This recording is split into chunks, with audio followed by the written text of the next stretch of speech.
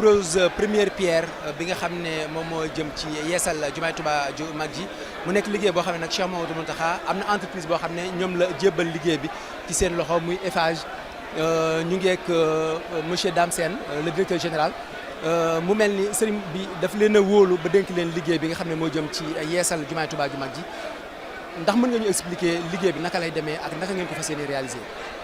alors balaa may wax ci liggéey bi damay nuyu ñëpp ba pare ñëpp seen tur ak seen sant di gërëm sëriñ bi ci xéewal bi ñu defal pour jox ñu chantier bi mu doon chantier bu rëy bu ñu fonk d'ailleurs mais balaa may wax ci ni ñu def ba mbir bi il faut que ma wax ci Eiffage ñu xam Eiffage mooy lan.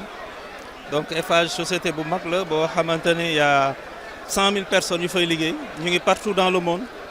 la ñuy liggéey par at rek moom la boo xoolee boo ko xaymaa état bi dina dajale ñetti at pour mën ko am pour mën a dundal Sénégal donc ñun loolu ci benn at lañ koy liggéey pour wane un peu Eiffage nu mu toll.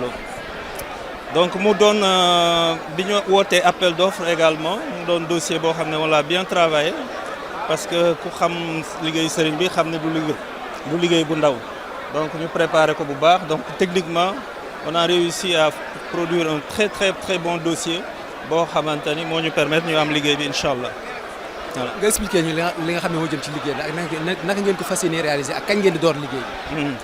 alors liggéey bi je suis avec mes techniciens là qui sont tous derrière moi qui ont produit un très bon dossier technique.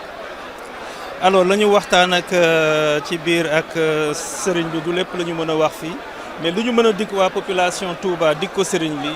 mooy dinañ leen defal liggéey bi vraiment ni ñu ko bëggee ci délai bi ngeen ko bëggee incha allah donc loolu moom lu ñu mën a garantir sëriñ bi la te mu doon loo xamante ne également chantier boo xam ne bu ñu neex la parce que liggéey nañ façon liggéey bu nekk mais liggéeyu sëriñ bi mosuñu ko def donc c'est la première fois ñu jël liggéey sëriñ bi liggéey bu toll ni liggéeyu mosquée et incha allah li ñu mën a promettre waa Touba mooy dinañ ko def comme ni mu ko waree comme ni ñu ko bëggee ak dans les délais yi nga xamante ne moom ngeen bëgg incha allah. alors normalement li mu bëggoon mooy ñu dooree ko ci koor gi mais là c'est la cérémonie de première pierre bu ngeen xoolee ci biti y a tout notre matériel tout notre arsenal de frappe qui est derrière donc bu cérémonie tasee incha allah am nañu ñoo xamante ni dëkk nañ fi déjà installé nañ normalement boo leen fi dégagé suba ginnaaw suba on démarre le chantier te bu ñu démarré di ngeen xam ne démarré nañ bu baax a baax a baax. première phase bi nan la pardon première phase liggéey bi nan lay doon.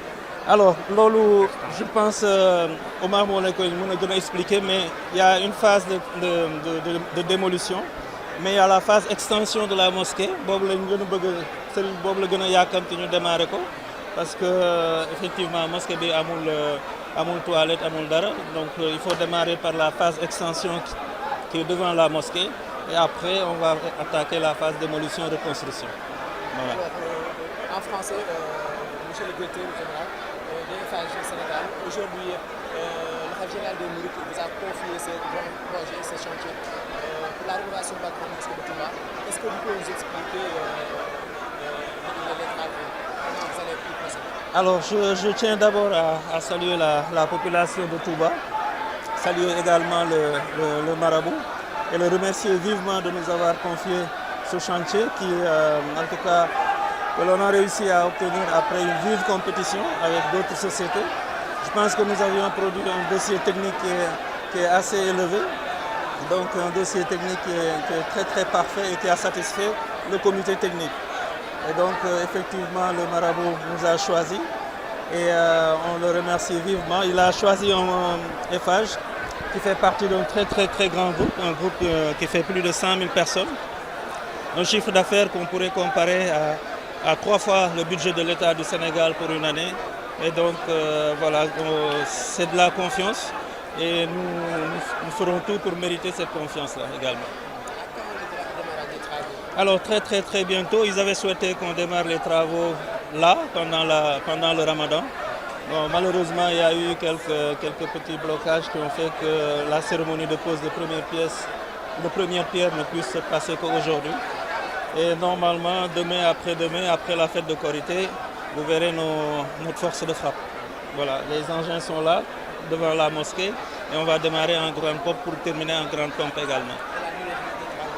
La durée elle est fixée à 14 mois, mais bon,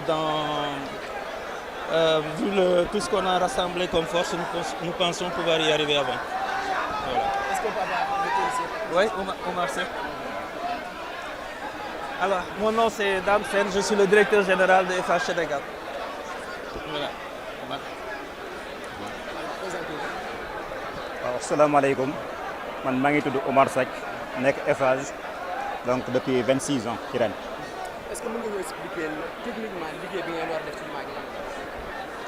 waaw liggéey bi ñu war a def ci jumaa ji ñaari phase la dafa am phase mooy marché principal bi am beneen phase bu ñu tuddee avenant mooy extension bi. marché principal bi jumaa ji dafa xaw a suufetu dañ ko war a yëkkati ba mu ni sojj ca kaw taxaw.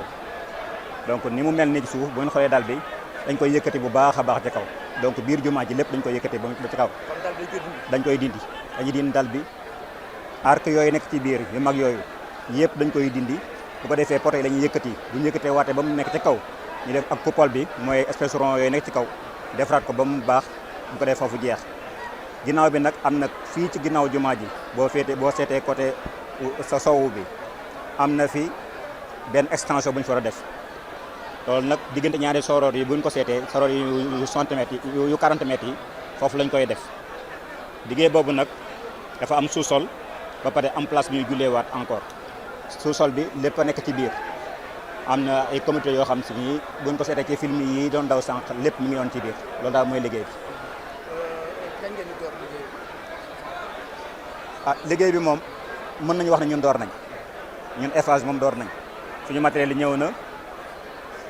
ñi ngi ci installation yi fi mu nekk nii dara des lu commencé liggéey bi waaw liggéey yi nag dafa nekk ñett ñu ko seq mooy ñun ñuy liggéey ak ñi defar plan yeeg yooyu ak ñi koy contrôler léegi nag bu ñu ñëpp rek bu ñu xoolee rek xam te ne war nañoo gas rek dañu commencé gas ñun moom pare nañ ñu ngi taxaw matériel baa ngi ni gis ngeen ko ci biti lépp mi ngi fi personnel bi aussi ñëpp taxaw nañ léegi démarrer rek moom mooy suñu kii ñun daal fi mu nekk nii ci waaw rek la ñuy wéy waaw. Est-ce que vous pouvez revenir en français? Nous sommes venus ici aujourd'hui donc pour la pose de la première pierre, je dirais même pour le lancement des travaux de l'extension et la réhabilitation de la grande mosquée de Touba. Donc les travaux consistent à la rehausse du toit, donc pour être plus simple parce que je vais parler en français plus simple, c'est le toit qu'on doit rehausser. Donc si vous entrez dans la mosquée, vous avez l'impression que c'est un peu sombre. Donc les arches qui sont là-bas et la dalle, on va tout démolir, rehausser les poteaux de 4 à 4,50 m et faire une nouvelle dalle avec d'autres arches. C'est ça la grande mosquée elle-même. Il y a aussi les deux minarets qui sont devant, qui font à peu près 23 mètres et qu'on doit rehausser à 40 mètres. En plus de cela maintenant, il y a une autre extension qui doit être faite. Et ça, on appelle ça un avenant, mais c'est plutôt une extension carrément. Donc c'est entre les deux minarets qui sont derrière, qui font à peu près 60 mètres. Et entre ces deux minarets, il y a un grand bâtiment qui doit être fait avec les commodités nécessaires. Il y aura un sous-sol et la partie rez-de-chaussée maintenant sera aussi pour les prières. Et dans ce sous-sol, il y aura tout ce qu'il faut comme communauté pour accueillir les invités, les personnes de marque et tout ce qu'il faut.